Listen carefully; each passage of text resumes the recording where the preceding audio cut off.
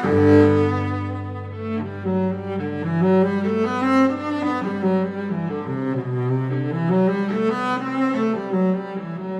day one, education in America was inseparable from faith. The earliest settlers believed that teaching children to read was essential, not just for their future careers, but for their eternal souls. That legacy shaped everything that followed.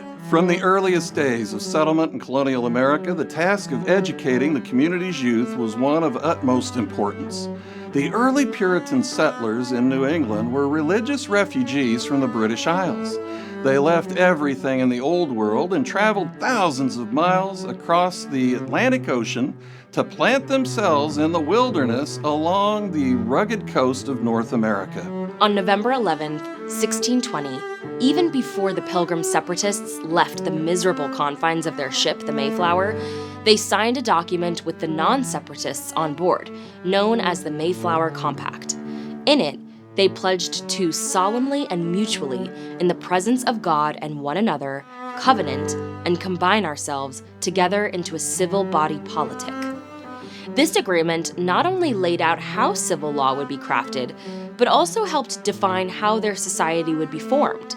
Education was a critical step in providing for the future and in preserving their religious values. A decade later, John Winthrop, in his City on a Hill sermon, proclaimed that we must delight in each other, make others' conditions our own, rejoice together, mourn together, labor and suffer together, always having before our eyes our commission and community in the work as members of the same body.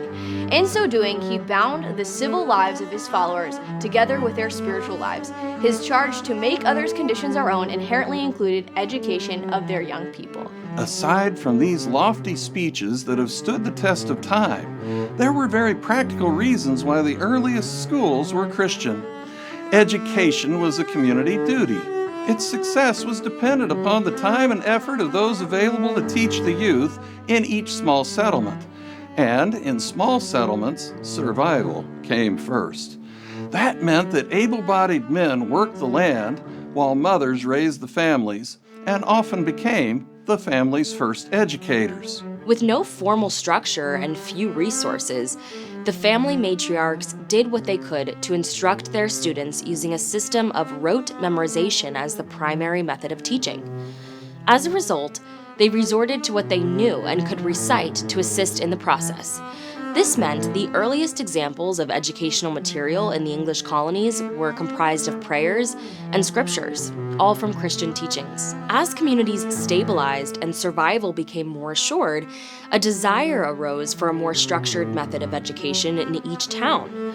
Small one-room schools were constructed, and children of all ages were drawn together for instruction. In this system, once again, many of the instructors were women of the towns. But as time passed, a new movement changed the system drastically. Beginning in 1636, with the establishment of Harvard College, the Puritans prepared students to graduate with theology degrees. The foundation of Yale in 1701 followed suit. The purpose of these institutions was to produce Calvinist clergy to serve the spiritual needs of the growing New England colonies. But the newly ordained ministers found that communities could only support them if they did more than preach and tend to their local flocks. The natural thing for them to take on was the role of schoolmaster. And in a culture where pastors were also the school teachers, this meant schools became an extension of the church. The very people who preached on Sunday taught on Monday, and what they taught for generations was steeped in Christian tradition. Massachusetts led the charge in institutionalizing Christian education. In 1647, its colonial government passed what became known as the Old Deluder Satan Act. This law required every town with more than 50 families to provide a teacher to specialize in reading and writing. Larger towns were required to support a school to prepare students for a higher education. But it wasn't just about literacy. It was spiritual warfare. The law declared that Satan's goal was to keep men from the knowledge of ye scriptures. Let that sink in. The purpose of education was to equip children, young people, with the Word of God. From the beginning, American education unapologetically used Christian scriptures as its foundation. The other factor leading to Christian teaching in early American life was simply one of limited resources. Printed books were extremely rare commodities in the colonies. The most used book in somewhat plentiful supply was the Holy Bible. The clergy teachers provided real-life lessons from familiar Old and New Testament stories. In this manner, they produced a continuous, consistent cycle of instruction in reading, writing, and arithmetic alongside salvation. As New England children advanced in their education, they also learned the connection between their eternal reward and the snares of sin. As the 18th century approached, a revolution in school texts occurred.